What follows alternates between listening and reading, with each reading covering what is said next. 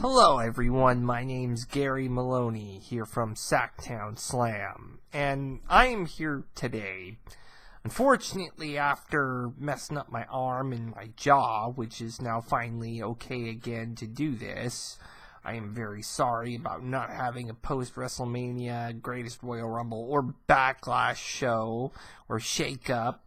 We'll get to that, but I am kind of amiss at a lot of the things going on in WWE, and there's a lot of things that I'm not very happy about, and we're about to get to that, and I might say some things that might offend certain fans, so understand that right now.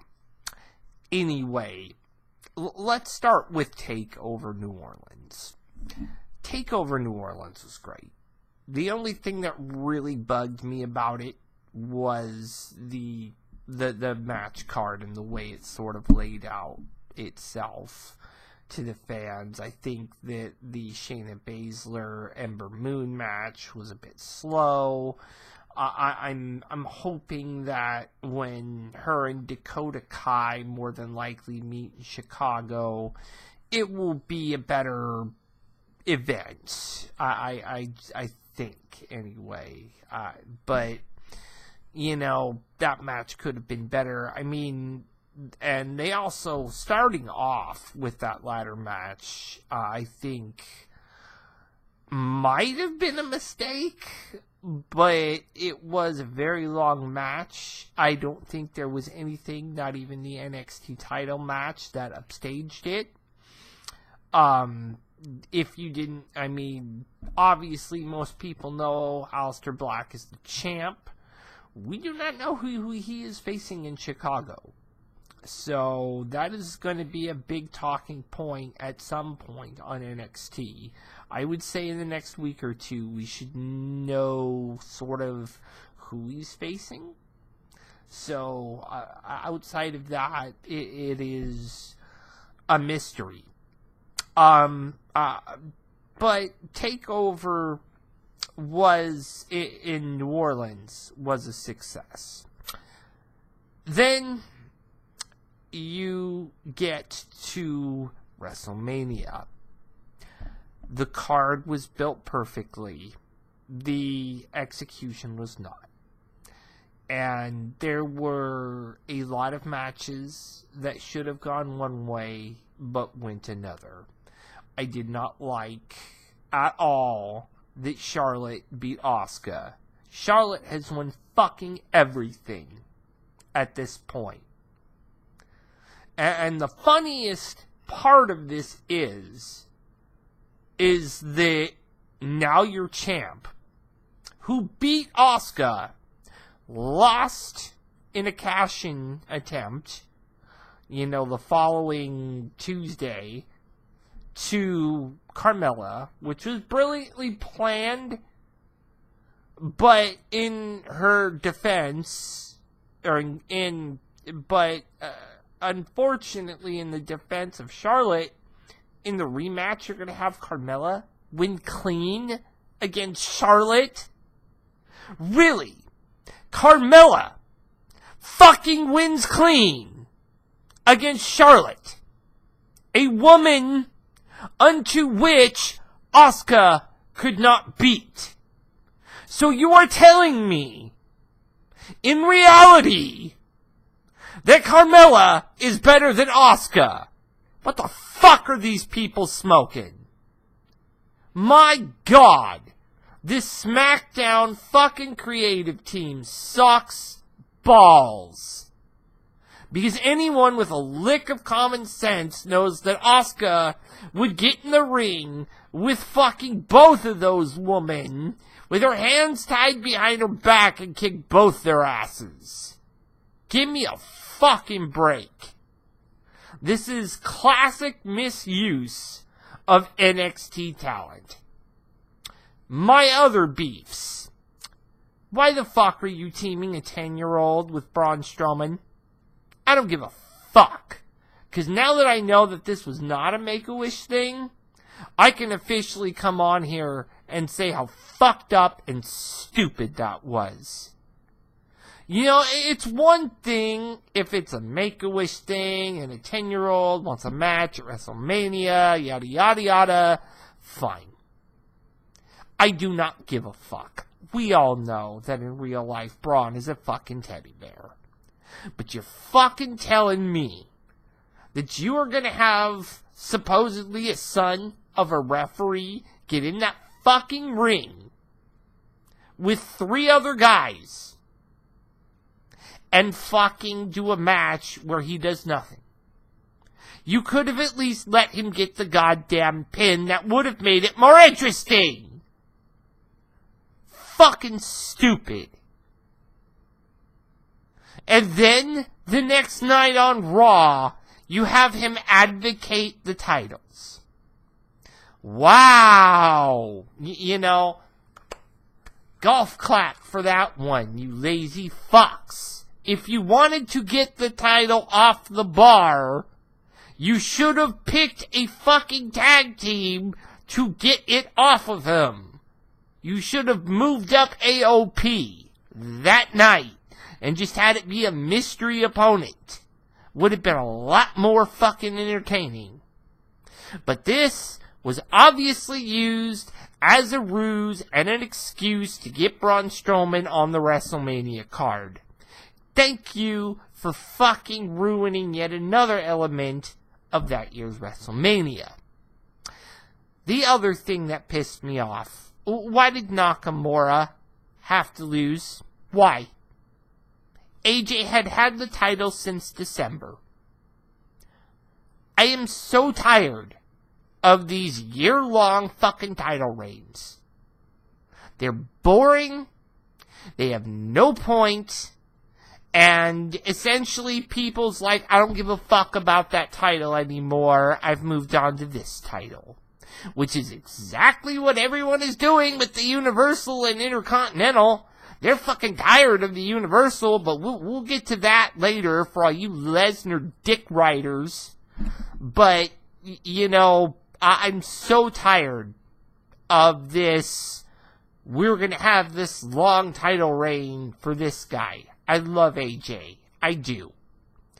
And I'm glad that his title reign has gone so long. But at this point, especially after the way the last few matches have gone with him and Nakamura, and him getting hit in the nuts, I do love heel Nakamura. Not knocking that. That's not my point here. Unfortunately, my point is, where is my payoff? WrestleMania was awful. These guys barely looked like they were even putting in any effort. Greatest Royal Rumble. Looked good, but again, you ended it with a double countout. So that's not really an ending. Backlash, which was what? A week later? Same fucking ending. Unless you're gonna start calling him Nutcracker Nakamura, I don't think this is where you want to go with this plot line. Listen, if you want him to be a dick and come out there and continue to attack AJ Styles, that would look better than him just constantly nut-shotting him. And correct me if I'm wrong, but at Backlash that was no DQ, right? No DQ matches are known for one thing. And please, feel free to hit me up on social media if I'm wrong. But in a no DQ match, it is supposed to be by pinfall or submission only. I have never, ever seen a no DQ match end on a 10 count. So, just someone explain to me why WWE is just pissing off their fans instead of pleasing them. I mean, this product is probably... Now, Raw, this last week, had its lowest ratings ever. Which means, from the span of last October to now, both Raw and SmackDown have had its lowest ratings ever in both the 15-year history of SmackDown and 25-year history of fucking Raw. That just disgusts me as a fan. You're telling me that WWE creative is too fucking stupid to figure this shit out? Again, numbers and facts. You want numbers and facts? There they are. 'Cause I don't bullshit here. I love wrestling. I love all of wrestling. I even saw, I didn't see it, technically, I used Periscope, but I saw the New Japan event, the weekend of Backlash. Fucking blew Backlash away! How the fuck is New Japan not fucking taken over by now? They should have WWE pigeonholed like WCW did in 97. Like, I don't get it. They keep bringing in, WWE keeps bringing in all this fucking talent from every Tom, Dick, and Jane company out there. And they either shit all over them because they want to push Roman Reigns, or they shit all over them because they want to push Brock Lesnar. I don't get it. Or they have an agenda, like they did with gender, which was fucking stupid. And they're continuing to push that agenda by taking money from a government who just 3 years ago made it legal for women to drive. You know what? Another golf clap for that one, WWE. Way to piss off your fan base. Now,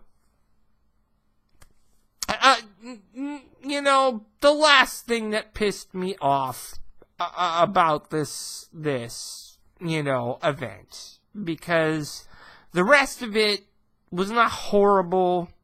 I had no problem, per se, with Naomi winning the Women's Battle Royal, even though that should have been Becky, because Becky needs the push.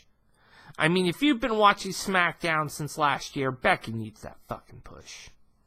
More so than anyone on that goddamn roster. But I'm going to be honest here. The last straw, I think, was them putting the Universal title last. Why? Why? What the fuck did either of these guys earn for that? You have one guy who did not defend the title since SummerSlam, and you have another guy whom feels like John Cena all over again. I do not want to be fed spoonfuls of fucking Roman Reigns every night. I don't care anymore. Can that be more plainly seen with people leaving the arena during Backlash, screaming, "Beat the fucking traffic!" and sitting there and just booing the shit out of him? There needs to be one of three things done. A, you need to take this guy fucking heel fast, because there may be no saving him as a face. Period. B, you need to put him on an extended vacation. I'm talking like 3 months, motherfucker. And if you want, and then you need to repackage him. Because this, I come out in Shield gear while everyone else comes out in their own gear shit. No. You are not the Shield anymore. You are the Shield when you are with Seth Rollins and Dean Ambrose. But from what I can tell, he has no identity beyond the Shield. There's a big problem in that. Very big problem. Because, motherfucker, you did not carry the Shield. Seth Rollins and Dean Ambrose carried your heavy ass, who all you could do is and spear people.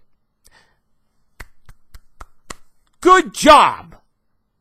I could do that in my sleep with your physique. Learn a new trick, doggy.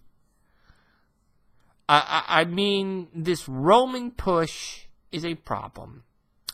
And the final problem with it is that, you know, why are you trying to make sympathy for Roman?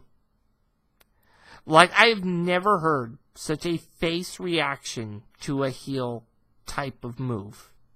Jinder, motherfucker, got cheered by that crowd on Monday. Jinder. This is a guy that everyone wanted to straight up behead fucking Iranian style, you know, at the end of the year, last year. And now they're like, oh, hail the mighty fucking Maharaja when he fucks over Roman Reigns. That is a problem. When you are looking for a face reaction, and you get a heel one, and then you get a heel reaction from a face, I don't know what to tell you, because I don't know where you're booking this. And internet sources are saying that you want to book Roman Reigns in yet another fucking coronation at WrestleMania 35, which would put him in Hogan fucking territory for tying for the most fucking WrestleManias in a row main evented. I'm sorry. I don't like Hogan. I'm not a Hogan guy. I don't like that racist prick. But, my God. You know, what the fuck has Roman really done to deserve that? Nothing. This shit got handed to him from management because he's an Onawai. That's all. If you're related to The Rock, you get a fucking, not only get out of jail free pass, you get all the money on the fucking board, and you get every fucking piece, including Boardwalk and Park Place, and all of them get fucking hotels. Give me a fucking break. I could have booked Raw in 2017 better in my fucking sleep in a seizure state. Better than that creative team did. It just, it's ridiculous.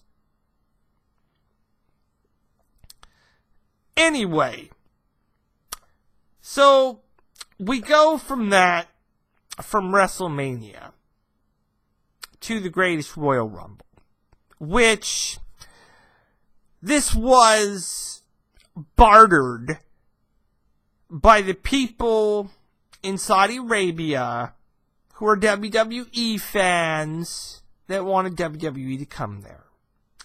And in the past, WWE has been against going into said countries who are not allies, or, you know, at least outside of that third world curveball where women get treated like shit and people who are not rich get treated like shit.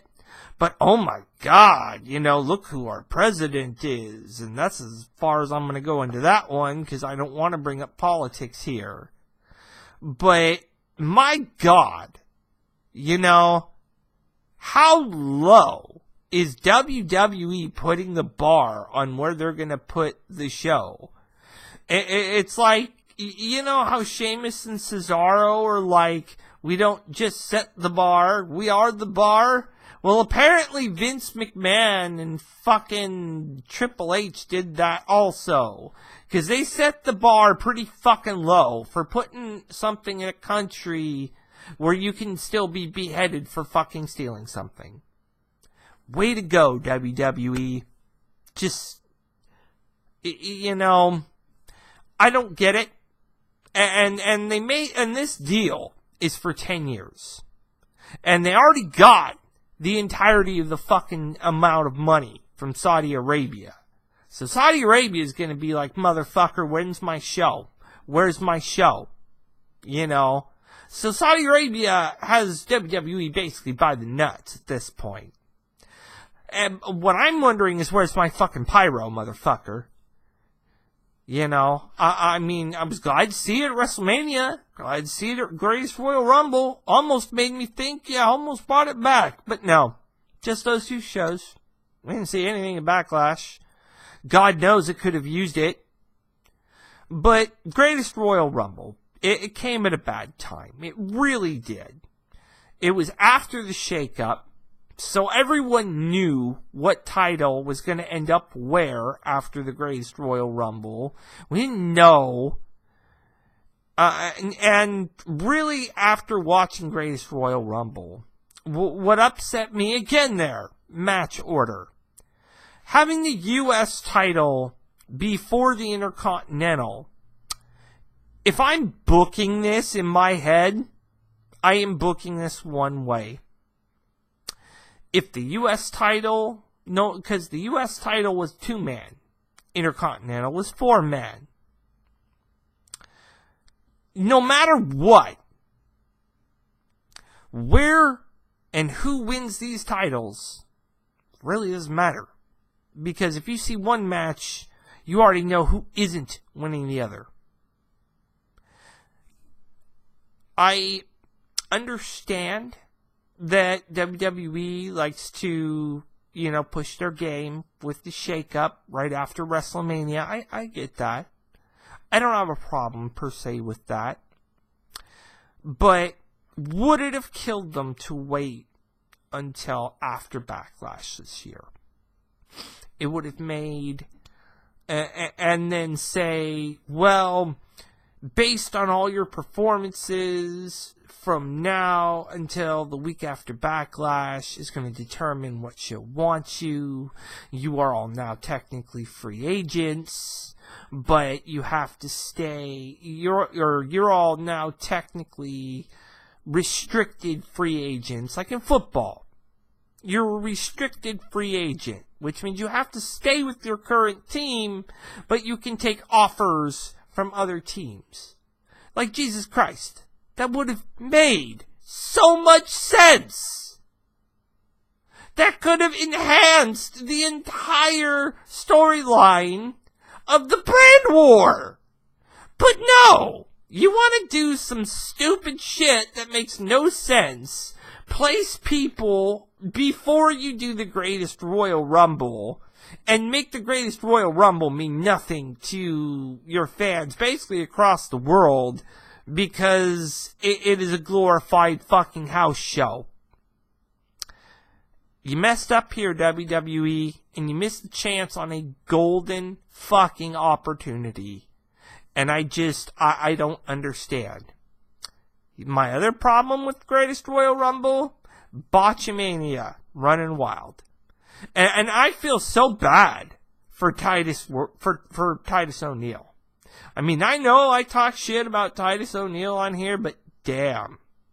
I mean, they replayed that stint, and rumors are Vince was just laughing his ass off about it backstage, so that's why they replayed the damn thing like 40 times. But, you know, you have destroyed that man's career, probably for life at this point, given where his career is headed. I don't get it. I personally don't. And then you had Jeff Hardy and the no-sell for the Twist of Fate from fucking Jinder. I don't get it. You know, Jinder should have just fallen instead of like waiting 3 seconds and making it look like he no-sold it and then just, oh gee, I'm gonna fall now. No. It looked, you know, physically bad. Like on camera. If you watch this, it looks like someone no-sold a fall and then decided to fall. If I am Jinder in that circumstance, there are times in matches where you have to improvise. I would have fucking gone for a fucking elbow drop. Or a fucking leg drop. Something. and then say, hey, you didn't quite get me with your arm so I could sell. We should try it again, brawl a little bit, and then go in the corner. I get these matches more than likely had a time limit constraint, but if Vince is backstage watching all this anyway, he probably would have got it. I mean, knowing Vince, he probably wouldn't have, but if you care about how your matches look aesthetically to your fans, then yeah, you do. So, then you have the Greatest Royal Rumble, which is really, asterisk. It's not even a Royal Rumble. So, and the winner got nothing. So, it was a fucking trophy and a belt, which meant nothing. Braun Strowman's Greatest Royal Rumble winner. Yet since the event, you've heard zero about it. Zero. Why? Why? Zero.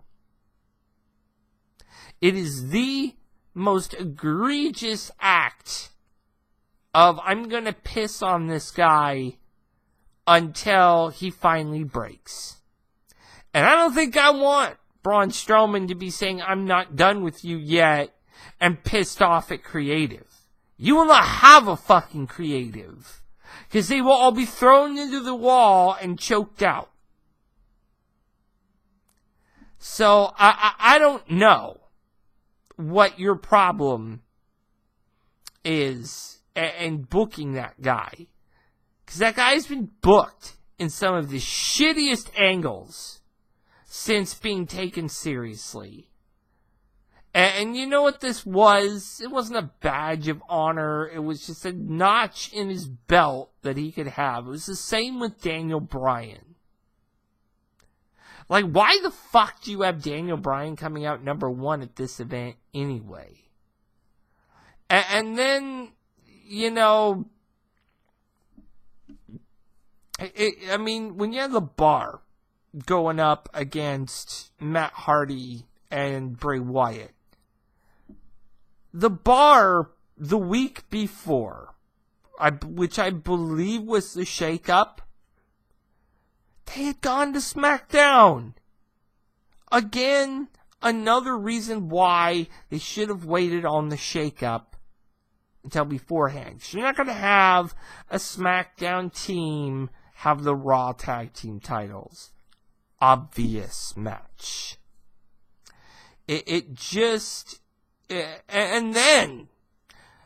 now I'm about to piss off all of you fucking Brock Lesnar dick riders. And this is the first part. I don't give a fuck whether you think the floor is protected by fucking pancakes. Because it's not. When you hit the fucking ground, you hit the fucking ground. And I don't remember any cage match, except for this one, being the first person to have 2 feet on the ground. I remember it being your body, because Lord knows we seen fucking Mick Foley get thrown off a cage, so that was Hell in a Cell, so that's different. But we've seen plenty of people hit that first and not quite get that last foot on the ground and still win, because their body hit the ground first. So, why? Is my fucking question. Why? Yet, you have Brock Lesnar rollover, who did not touch the ground first, who his body was still on a cage, so that's not even an excuse. I mean, again, for all you Brock Lesnar dick riders out there, I personally do not get it. So, Roman, who I don't even like, by the way. And really, the only reason I wanted him to win this match is so someone else could fucking take it off of him. With all the pay-per-views being co-branded now, I was kind of hoping it'd go to Samoa Joe, who deserves it. Whom, after 5 title defenses, 3 of those being Universal and 2 of them being Intercontinental, has won none. Give me a fucking break. You cannot book your shows to end in that fashion. And yet, WrestleMania did. Because those guys were out of the ring for well over 10 seconds. Yet they got more than 10 seconds to get their shit in outside of the ring. I don't understand why. I mean, if that was you could have done everyone a solid that night who was there for 7+ hours. But, whatever. So you had WrestleMania, you had Greatest Royal Rumble, and yet we're supposed to feel like we want to have sympathy for him, which is what you were building up towards for Backlash, because Joe is a bully, wah. You know what? I was hoping Joe was going to crush his fucking throat. That's what I was hoping. Do you know what else I was hoping? Do you really know what else I was hoping? That Joe would win. Do you want to know why? It's because Roman don't need the goddamn momentum. Roman has the fucking company in his back fucking pocket. And anyone that doesn't see that by now is fucking stupid. And I don't know what other way to say it. He's been he's never been over. And yet, he pushes and pushes and pushes. And I don't get why he gets all these pushes. Because it doesn't make any sense. He's not over with the fans. His merch may sell at number 2, which I don't necessarily get, but at the same time, there's enough fucking Roman Reigns idiots out there that'll just, they just want to swallow everything and be like, can't you just enjoy it for what it is? No! I can't, motherfucker! Good wrestling is what we saw 20 years ago in the fucking Attitude Era. Where you have a perfect fucking storm of people who all get a fucking chance. They even gave Mick Foley a fucking chance, albeit it was only for a month, with the WWE fucking title. And shit, let's go back to 4 fucking years ago when CM Punk was a fucking champion. Do you remember those days? Remember good wrestling? I remember good wrestling. And it sure the fuck isn't what we've gotten these last 3 years. WrestleMania 32, 33, and 34 were fucking abysmal. 34 had a great card. That's basically the only thing it had over 33 and 32. Just idiots. Backlash, though. The most pointless fucking pay-per-view on paper. It was, in my opinion, Seth Rollins versus Miz was the only highlight on this show. Because that was a damn good match. That was a great highlight. And, will probably be looked at for match of the year. But I sort of doubt it because the quality of the pay-per-view just wasn't there. Everything else after that match fucking pig shit. And I mean that in the most utterly honest way. I feel like people that are defending the WWE now, after what happened at that pay-per-view, because we all know what fucking happened. It was absolutely ridiculous. Now, there are two things that I want to talk about with Backlash. And then we'll get to my problems with Brock, my other problems with Brock Lesnar. Number one, Backlash. You had the segment with Elias, and you had the segment with, and all the people interrupting him, and then he finally gets DDT'd by Bobby Roode. Here's the thing.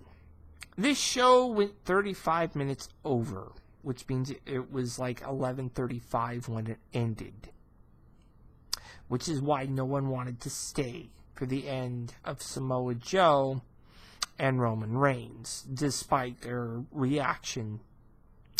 I'm gonna tell you, with all the fans saying beat the traffic, at the end of that pay-per-view, and I don't know if they've edited this yet or not, as of today, which is, I believe, Saturday, May 12th, there is a shot, and where they cut to the fans, because they're expecting all the fans to be like, oh, boo, Roman lost, we want revenge. No, people fucking left well before that shit even hit 3.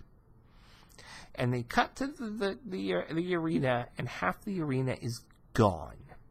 And people are visibly leaving, so they went back to the ring shot of Roman. That is how bad things are getting with WWE. Again, facts and figures. If Samoa Joe had not held him in a rest holds for 7 minutes, it still would have only been like a 20-something minute match. A half an hour match where a third of it is rest holds is also unacceptable. So, bad Joe. Bad Joe. You don't talk your shit and then do 10 minutes of rest holds. Boo! As far as Roman, it's fucking rinse and repeat. His entire matches, every match he's done is a fucking gif. Superman punch, drive-by, Superman punch, spear. Oh, excuse me. Fucking Amazonian cry, and then a spear. It is a fucking gif.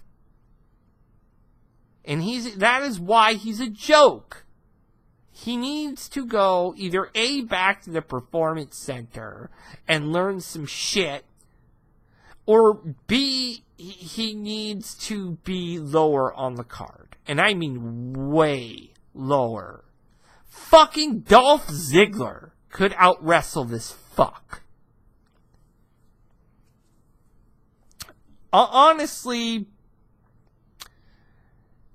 you look at the matches he's been in, and the one where I thought he was the two where I thought he was the most impressive were against Jericho and against fucking Styles. Two guys who can carry people to good matches. And I guess I can say the Shield triple threat, but Dean Ambrose and Seth Rollins. Two guys who can carry people to good matches. With the exception of Brock. Because all Brock wants to do is what the fuck Brock wants. But we'll get to Brock in a fucking minute. Roman, I don't know what this infatuation with Roman is. It just, WWE needs to find a different creative direction. If that Universal title is not on fucking either Finn Balor or Seth Rollins by the end of the year, you're doing your fucking division an egregious fucking just insult. You're insulting your entire fucking locker room by doing that. Brock is not a moneymaker. Brock does not put asses in seats. All you fucking smart marks out there that fucking want to be fucking Brock Lesnar dick riders and never look at facts and figures, or the fact that even Kenny Omega and the Young Bucks and every fucking person on Being the Elite fucking came out and said that WWE papers their fucking shows, i.e. they give away fucking tickets at the door because they end up having to fucking move people to the front because they do not have enough people there. That is not selling out. You did not sell out anything. That is why their quote-unquote figures are mocked. In fact, on KRXQ 98 Rock, they were talking about, the 49ers. Now, they supposedly had 90,000 people there for a game last year. And somebody says, no, that sounds like a Vince McMahon number to me, man. That's because it is, motherfucker! 90,000 people are not going to go see the Niners, just like 100,000 people are not going to go see a fucking WrestleMania in the state WWE is fucking in. We're not fucking stupid. It is just sad. And Backlash, it just made things, that was just the cherry on top of all of this misery. That we saw WWE's colors for what it is. And Brock wasn't even there. Brock said nothing about being at Backlash. After Greatest Royal Rumble, we haven't seen him since. He's not going to be at Money in the Bank. He is reportedly supposed to be there for SummerSlam. Who the fuck his opponent's going to be, I don't know. And yet, I think they're going to build up sympathy for me by building up a fucking card between him and Jinder Mahal. Number one, if your plan is to put Jinder Mahal versus Roman Reigns as a match in Chicago, in front of one of the most smart marky fucking crowds in this fucking world, you, sir, are an idiot. And whoever booked this is an idiot. Because that is going to give fans, especially those in Chicago, who are loud and are always screaming CM Punk at anything, and are one of the original people to start Beach Ball Mania and all this other shit that they don't like. Oh my God, during that match, people are going to be screaming Beach Ball Mania and doing the wave and doing shit WWE doesn't want it to do, like chanting 10, and good God. Some people have said this is going to be their bathroom break for Money in the Bank. Fuck no, motherfucker. That's going to be one of the most entertaining points of the show. I will wait for the Raw Women's title match, which is more than likely going to be a goddamn bathroom break, with it in the hands of someone like Nia Jax. Nia Jax is proving she is unworthy. Nia Jax is proven by her matches at WrestleMania and at Backlash that she is a boring heel and she's a puppet. This Be a Star bullshit, which is not a non-profit company, by the way. WWE does milk funds from fucking Be a Star, which is why they get these people on board for Be a Star. make me fucking throw up already about bullies always get their asses kicked. Can I just, be real with you, for you guys, for a minute? That if you're talking about anti-bullying, and then you suddenly change your tone to don't worry about bullies because bullies always get their asses kicked, is that not just meeting violence with more violence? Does WWE even fucking care about the message or the message underneath that message that may have come off from Nia Jax? Of course not. Because they don't give a fuck. As long as you be a star and we get our money, then we don't care. You know how you do a bullying angle? The way they're doing it right now in NXT. The way that fucking Dakota Kai and fucking Shayna Baszler have been doing it. They're not plugging fucking be a star. They're not talking about body shaming. They're not talking about, oh, you're fat and this and that. They're not doing or going to that level. They're going beyond that level. You have had Shayna Baszler fucking choke people out. Whether it was Kairi Sane, whether it was Vanessa Bourne, who was last week, whether it was God knows who. But they all got choked out. Right in front of Dakota Kai, who was another person she choked out. Look, they're doing a great job of this, because eventually the girl who looks like the girl next door is going to whip the ass of the bully. That is how you do a bullying angle. Not this body shaming, be a star bullshit. That is another problem that Raw systemically has in it. You have so many fucking great NXT stars and NXT alumni that all held that women's belt. Except for, I don't think Nia did. I do not believe Nia held the women's title. That was during Asuka's 2-year reign. But, my God. How can you not make something out of Sasha Banks, Bayley, fucking Nia Jax, Alexa Bliss, good God, Mickie James? These women have either been a women's champion or are multiple-time women's champions. And you're telling me that this is the best you have? Bullshit.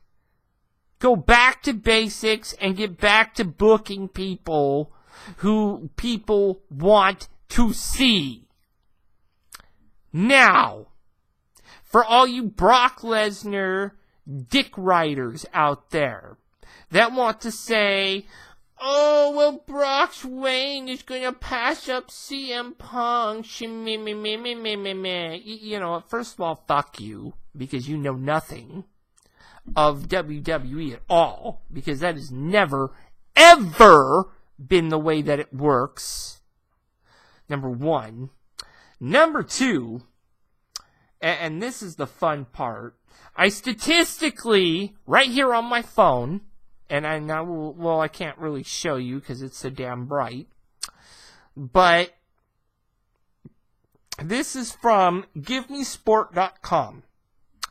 And it is a list of differences between CM Punk and his title reign and Brock Lesnar and his title reign. Number 1, Brock Lesnar is a Universal Champion. His reign is, at this point, 402 days and counting. His title defenses, 10. I want you to remember that number. He has 10 title defenses. His live show appearances, 4. I want you to remember that number. His pay-per-views, 6. I want you to remember that number. His SmackDown Raw, I'm not sure what this is. Or SmackDown Raw, I think it's defenses. Or whatever. But it's 0, so it doesn't mean anything anyway. Anyway, he won the Universal Champ from Goldberg at WrestleMania 33, which was last year. He first defended the title 3 months after winning it, and that was at Great Balls of Fire last year. I have to admit, even I liked that match because he and Samoa Joe have good chemistry. And he defended against Samoa Joe, Braun Strowman, Kane, and Roman Reigns. Now, asterisk here. He has, 4 of those men he fought were in, a fatal 4-way together with him. He's defended it against Braun mano a mano once. He has never defended it against Kane mano a mano. The only way Kane even makes that list is what happened this year at the Triple Threat, which was at Royal Rumble. Now, Joe, he has fought, I believe, 2 times. Once was at Great Balls of Fire 1-on-1, and then once was at SummerSlam in the Fatal 4-Way. Braun, he's fought 1-on-1, he fought in the Fatal 4-Way, and he fought in the Triple Threat. So, between No Mercy, SummerSlam, and Royal Rumble, he fought Braun Strowman 3 times. How the fuck am I supposed to believe that Braun is a guy that can carry that title if they're never going to let him win it? It's the same for Samoa Joe. And Roman, how am I supposed to believe him as a title, as a title holder if you're not going to let him win it? Now, first of all, they want to call him the longest reigning champion in the modern era. Motherfucker. You can call him the longest reigning Universal Champion, and that's fine. But that does not make him the longest reigning champion in the modern era. First of all, the Universal belt is trash. That shit has got Paper Champion written all over it. And that thing has the stink of bad booking and fucking absolutely god-awful Vince McMahon thought process behind it. Now, CM Punk. Let's look at his numbers just for a minute. His reign was 434 days. Title defenses. Do you remember how Brock had 10? 141 title defenses. 141. And in just about that span, because Brock will pass it, because he's too much of a pussy to defend it at fucking, Money in the Bank, he will pass, CM Punk's reign, but he's defended his title 10 times, and CM Punk defended it 141. Right. And I'm supposed to take Brock seriously because live shows. Do you remember how I said Brock's had 4? Okay. Do you know how many live shows CM Punk has? 110! Pay-per-views. He did 12. Brock Lesnar, 6.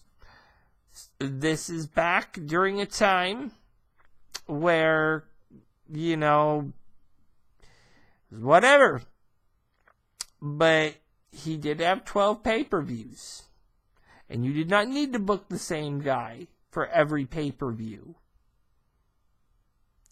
Now, SmackDown Raw, I think it's defenses. He had 9. 9, motherfucker. 9. And you expect me to take Brock Lesnar seriously. You expect me to just bend over and eat it from Brock Lesnar when he is not worthy, nor should he be, of passing CM Punk.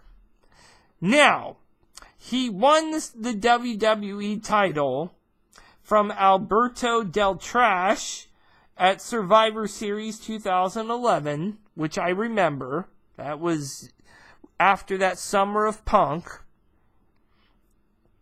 He lost the title to The Rock at Royal Rumble 2013, which was sort of what caused him to leave. He did not want to lose that title to a part-timer.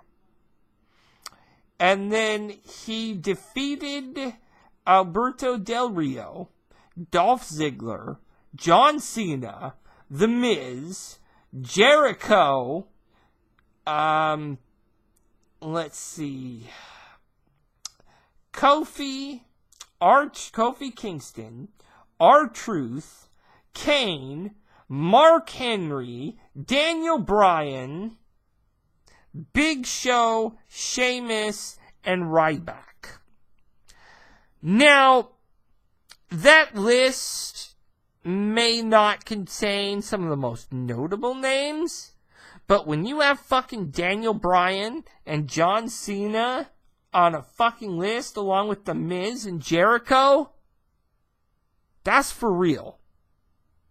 Because those guys are usually people that don't work well with others. But they took a pin for him. Not to mention Mark Henry, Big Show, Sheamus, and Ryback. That's huge.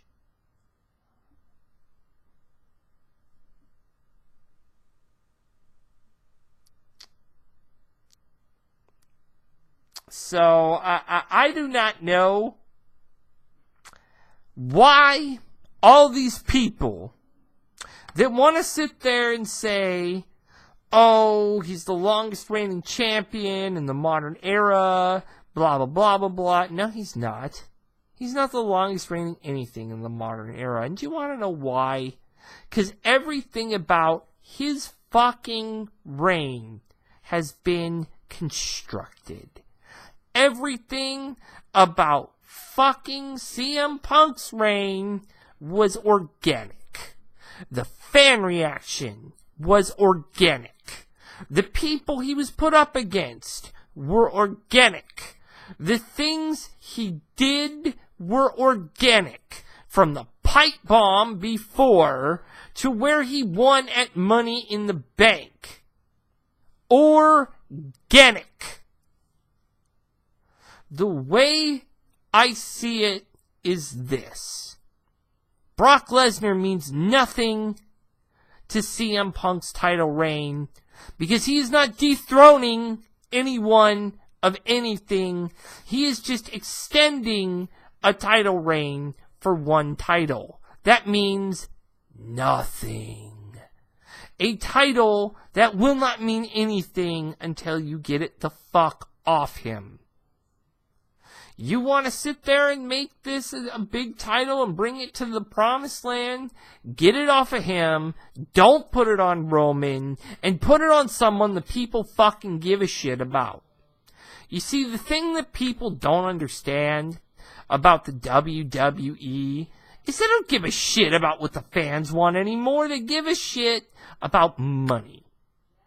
And it doesn't matter where that money comes from. Whether it's bloodthirsty fucking, people in Saudi Arabia that just want to fucking kill people for God knows what fucking reason.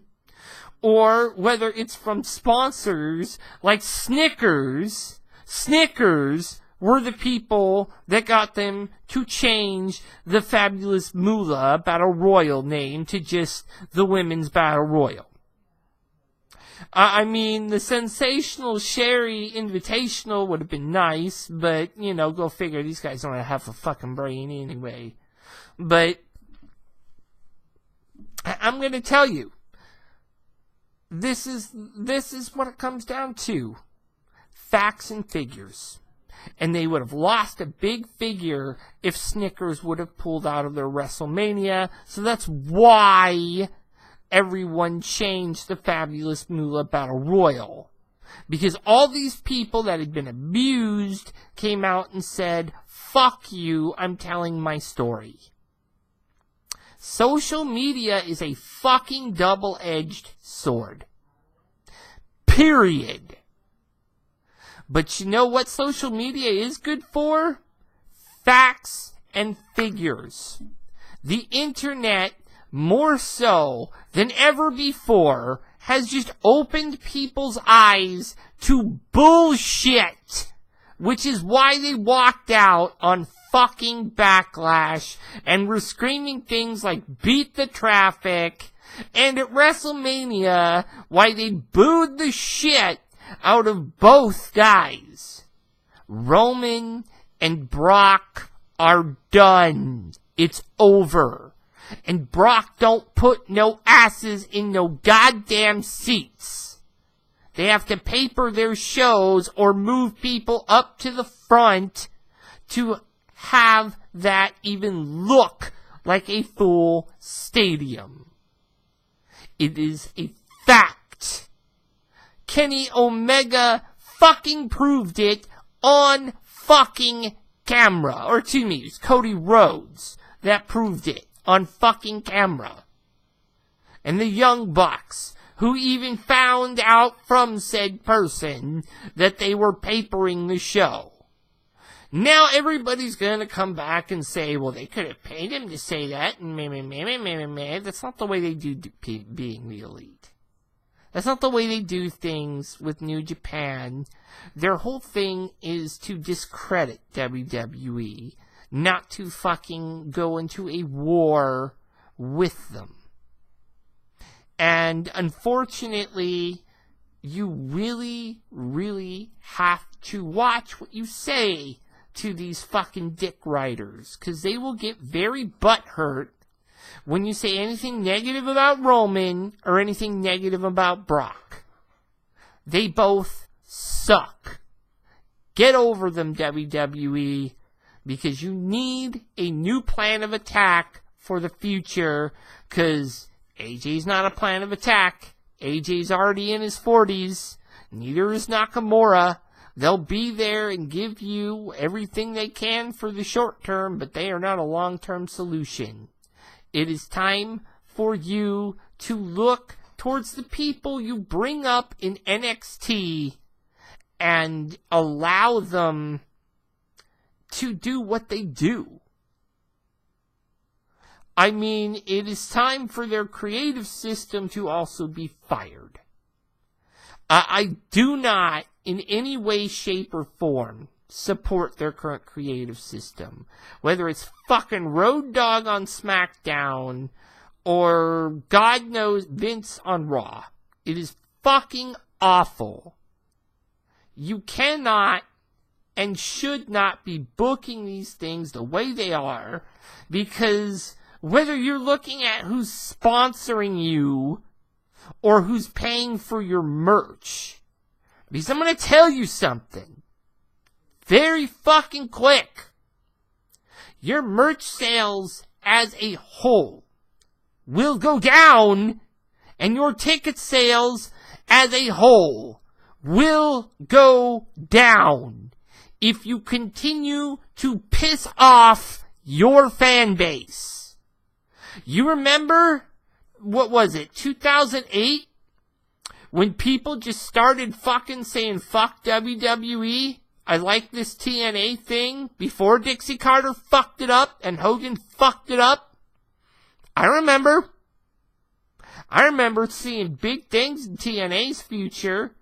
And if Dixie Carter and Eric Bischoff and Hulk Hogan hadn't come along, that's exactly what would have happened. Total reversal. But it appears that New Japan got the jump on that opportunity. Because they partnered with ROH. And, you know, it is one of those things where, you know, I don't care. I do not care about WWE's creative decisions right now. It is absolutely nauseating what they are doing.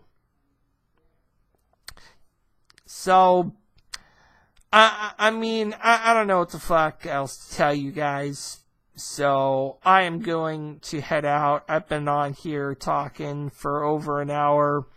So, I will put this up as soon as possible. And hopefully, you know, all of you guys can get the sense that I am talking a lot of sense here. And that, you know, creative needs to change. And regardless of all of the loyalists out there and all the people that are like, oh my god, I love Roman Reigns, and oh my god, I love fucking Brock Lesnar, me, you know, get something straight right now. You can love them as long as you want, but what kind of quality show do you want? Because, you know, the quote-unquote smart fan is not that stupid. And the quote-unquote smart fan is not called smart fan for no apparent reason. We are the future. Facts and fucking figures. And I'm really, really not interested in fucking, you know, having problems with people on social media, you know, because you know what, wherever the fuck you're from, if you're allowed a free opinion, you can have a free opinion. Doesn't make it right though. Does not make it right. And after Backlash, if you can't see this fucking company needs saving and they need a change of direction, then I don't know what the fuck to tell you. Because you don't see people saying beat the fucking traffic at Wrestle Kingdom, do ya? Jeez. Well, I'm Gary Maloney, and that's enough for me here for Sacktown Slam, and I'm signing off.